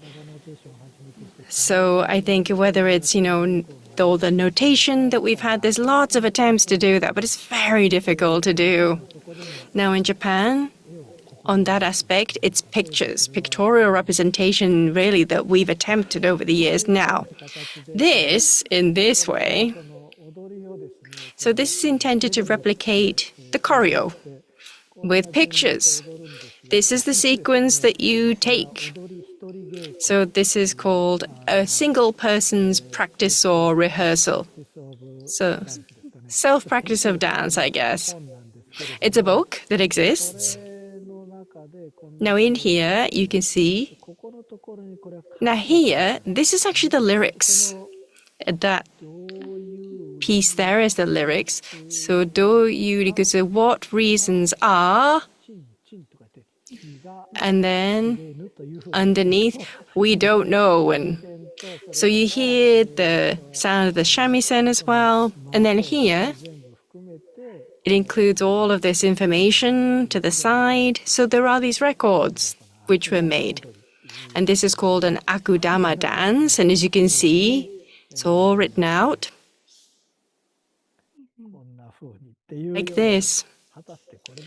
I don't know whether this allowed anyone to actually dance the dance or not. Questionable, but they attempted it. I think the attempt is the same, isn't it? And recording it in just language, in just text, for professionals to express the movements, there are terminology, there's jargon, so combining the right jargon would maybe be able to communicate what the choreographical movements are. I'm sure to a certain degree that was possible. So for example, from the time of No, that's been done. Katazuke, setting the form, in which places you take which form. What are the triggers that result in certain forms, kata, that is recorded in language, in text. And I think that happens in dance and in kabuki too. But for kind of the regular folks, you want to learn a little bit, it's just too difficult to do that. In which case, this kind of pictorial representation, an easy to dance guide, if you like. These days, you'd get the AI to learn this, and you can make these guys dance. There are exhibits like that recently that do that. But from Edo times, these have existed. Now, this dance, even to this day, is actually danced on stage. So if you learn it and then you see it, then you can see, yes, it's definitely recorded it correctly. But if you just look at this and could you dance it just from this? I don't know about that. But they just somehow wanted to record it. They just wanted to express it. They wanted to visualize it or put it into language. There was this desire to do that. And I think that's a shared point. There's no mistake. It's the same. They wanted to record it. Absolutely fascinating, and how lovely to see those pictures. I wonder whether one of the two differences is, and maybe one is that that your art was so much more sophisticated. You were so much better at depicting the fluid movement of people, and you've seen the pictures I've been showing, how poor they are and bad at proportion, and so maybe we didn't have the pictorial ability to record in the way that you did. That's one sort. And I also wonder whether our printing was itself at a more primitive level, or at least I think to make a woodcut, to make a picture, it took quite a lot of work carving one bit of wood, and it was quite expensive. And then you want to put it on everything. You don't want loads and loads of bits of wood with lots of pictures that only work for one book, just financially. So I wonder whether, in fact, our more primitive sense of art and our more primitive printing has resulted in our losing more of our dances than you have. That's my immediate thought.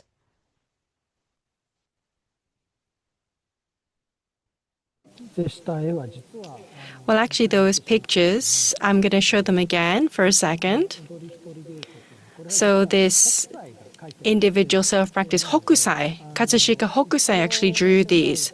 So in the world of ukiyo-e prints, you can see people who are famous in that field would work on these kind of picture books as well. They were involved in doing that. So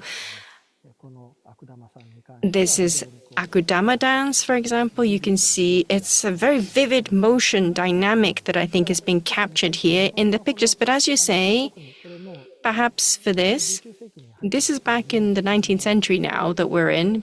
But by the time you get into the 19th century, a lot of the printing technology, which started back in the 17th century, by the time you get to the 19th, you can see the very fine detail that is developed in the printing technology. And I think that is shown the results here. But I would say this particular one is especially good. It's particularly well depicted.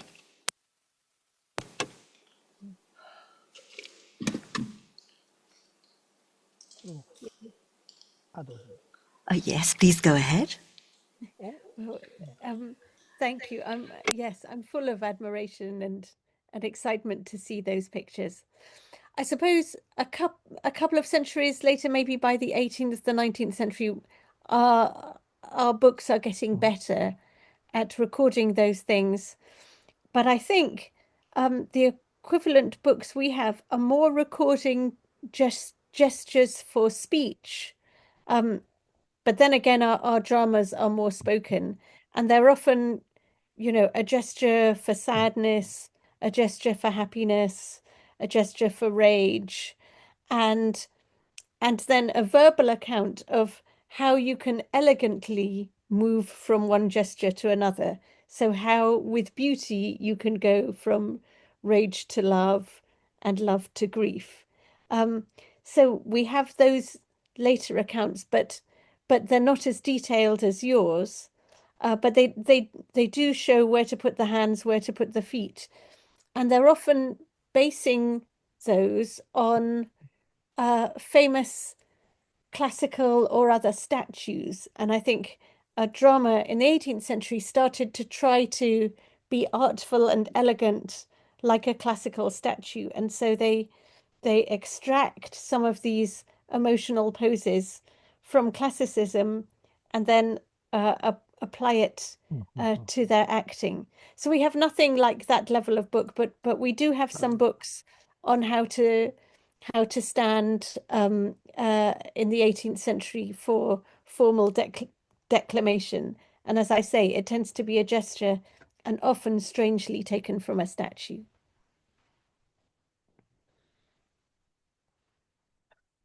In Japan too, probably, from statues, like Buddhist statues.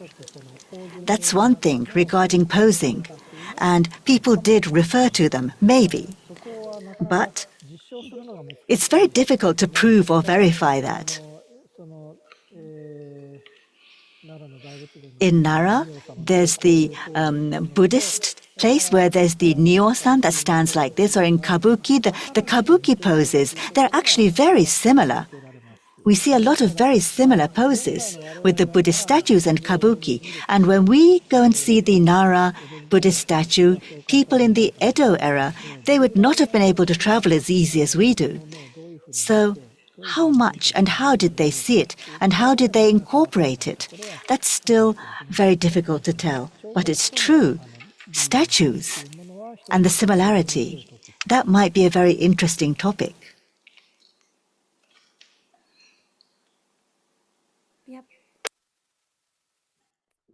Yes, you're pointing me to interesting areas that are yet to be fully researched. So, yes, I'm very fascinated about that. I also wanted to ask you how whether plays began musically or how you could use music to indicate that it's time for a play to start. Because with us, there wasn't a curtain at the front. There were curtains behind that the actors came out of onto the stage, but there wasn't a proscenium arch with the curtain at the front. So there needed to be a way just before the actors came on stage. There needed to be a way to herald, oh, the play's about to begin. All the audience must now be quiet. And these days, we'd have a curtain that opens and lights that go down. But in those days, there were none of those. And it seems as though they had instead 3 blasts, 2 or 3 blasts on a trumpet. And I have, I think, one picture that will show this. And so one could call this music, or yes, so there's the little guy he's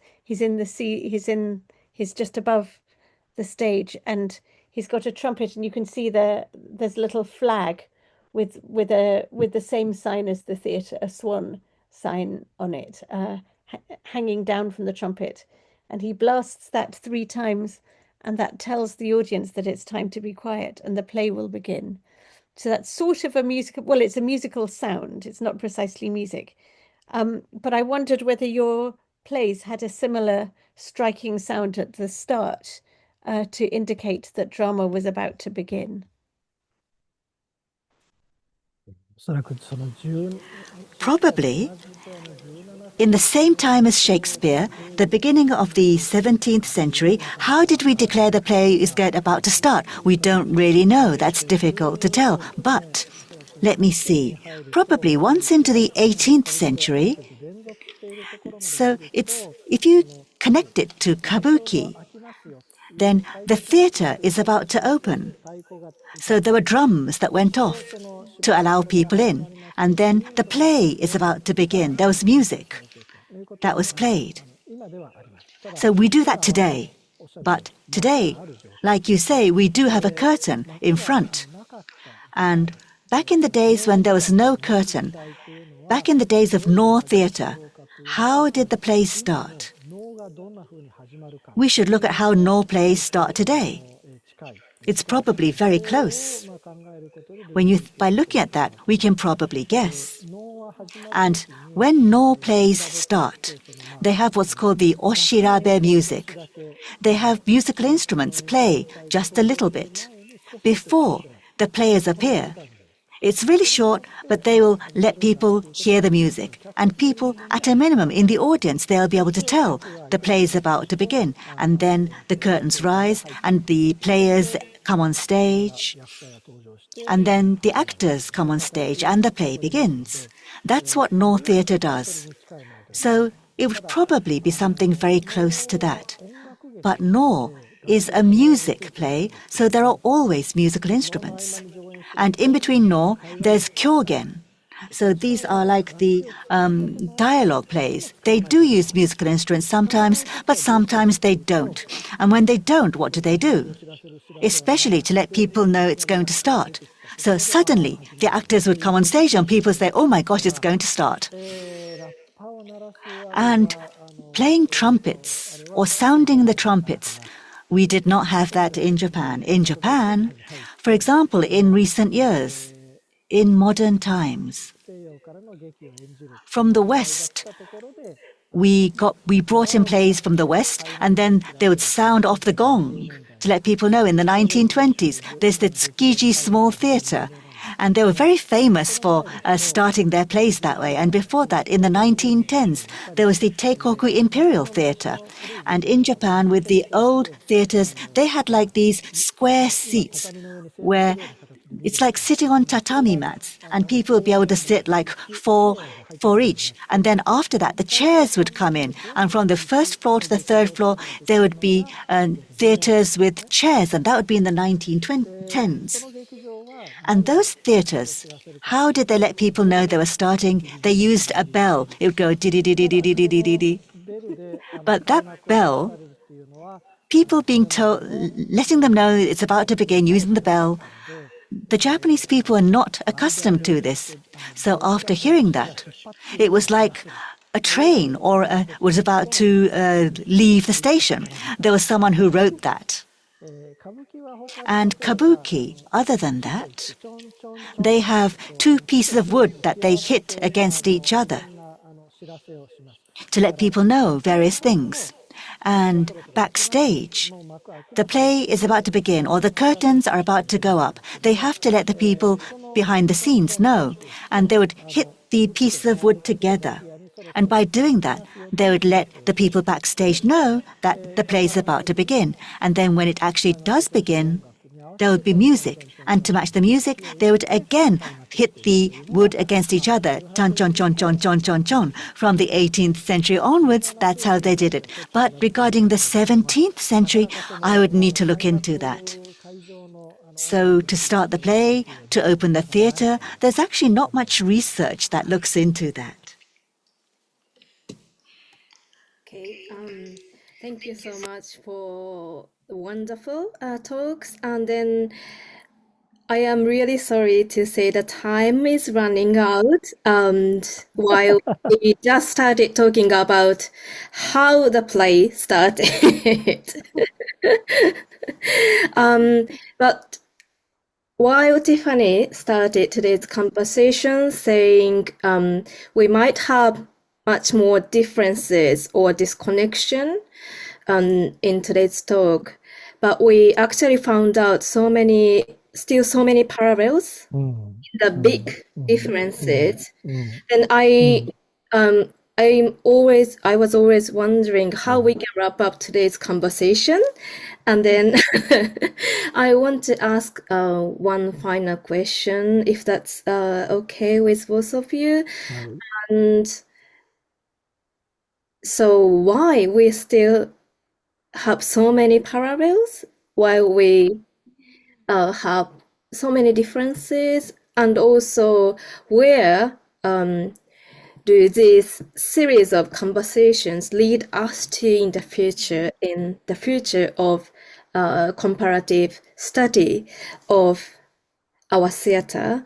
And then I want to ask these kind of questions to you. Do you have any? Thank you. You said you had just one question, and this is a series of the hugest questions. Yeah. So I'm fascinated by the parallels. And I haven't got to the heart of whether there's something quintessential about drama that means that separate places come up with the same types of devices, or whether we were actually a little more in contact than we might think, possibly through the medium of other countries, whether we were actually sharing a bit more. I wonder about both these things, but I find it very heartwarming, and I'm made so happy by the parallels. And also, I always learn so much as well, because Professor Kodama shows me things that I then know to look for in my documents. So I learn a lot from this. I'm fascinated by the parallels. I wonder where this does go. I certainly think there are all kinds of different things, I think. I mean, I do hope we keep finding ways in which we can continue to talk. I wonder whether one day we should rescue the future of theatre by putting our shared thoughts about its past there. And I say that because I don't know about with you. In this country, maybe there isn't very much funding for theatre the way there used to be. And also when you look at the audiences, you look out and there's lots of grey hair. And it's the older people are going to the theatre and maybe the younger people not so much. And so there are lots of thoughts about how can we repackage, rethink the theatre. And I think the thoughts are always wrong. The thoughts are always, how can we make it nearer to the cinema, more. But my thought is the theatre will never rival the cinema at being the cinema. You know, the cinema is good at that. And I think that actually we can excite people more by going back to what they always liked. But maybe also by teaching them to like it again. But who doesn't like music and clowning and deep thoughts and beautiful poetry and dancing and so I suppose that's my vague answer. Professor Kodama, what is yours? いや、私の方も非常に毎回、 So for myself too, every time we have these dialogues, I have such fun, and at the same time, I really stimulating conversation to know that there is all this documents and materials in England, in the UK, that you tell me this every time, and 多分やっぱりこれ I think in all probability, they're all, in terms of these unknown touch points or connections, maybe there are certain things which are just なんとなく直感して at the core similar. 人間がこ And I think maybe as human beings, う劇を演じていく when we act plays, when we present plays, the various things that you need to do that, actually, surprisingly, 意外とも despite the fact that the venue is different, maybe things just become very similar, very close. Why is it that humans need plays? Why do we need drama? 何か関わって Maybe it's that question. Maybe it comes down to that. That's a thought that I would have as well. において Now, in the UK context, when you think about drama and plays, the audience, you're seeing a lot of grey hair in there, I think you mentioned. Well, if that's the case, well, Japan is much, much more in a crisis situation because in Japan, for example, the National Theatre right now is closed. 最近の目処がなかなか立って And there's really no clear date on when it's going to reopen.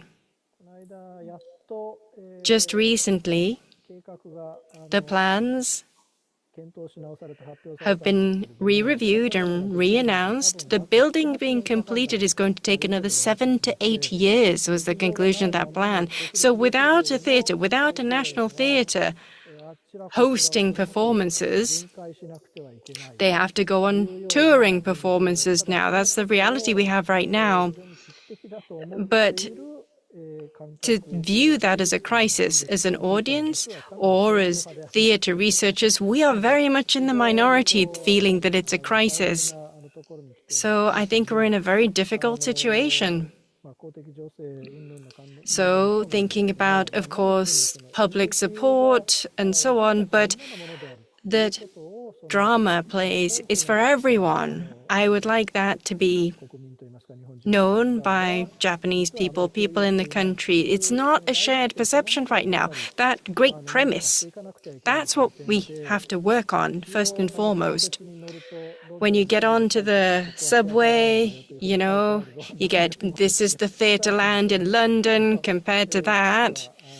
I think we're in a deeper, more profound crisis than what you find yourself in. But actually, あの海外 in Japan, often 共同である we have, for example, 海外に those collaborations with overseas. We see とそちら the government's actually quite focused on selling Japanese theatre overseas. But actually, at that time, I think を持っているという we should identify that we have at its core something very similar to overseas in terms of drama and plays. It's a very powerful statement to say that there are those parallels. And this is something I feel from our dialogues every time we have them.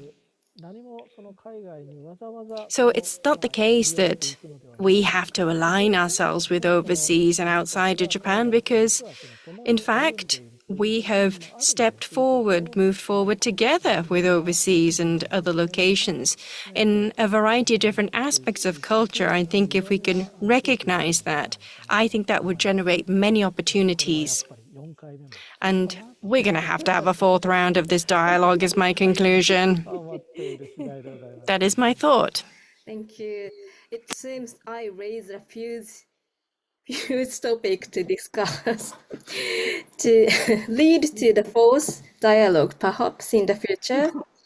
And then I completely agree with both of you. And then this conversation will hopefully be one of the opportunities to rescue the future of theatre. And then I definitely hope to keep our conversation, and then hopefully we can have the fourth dialogue in the future.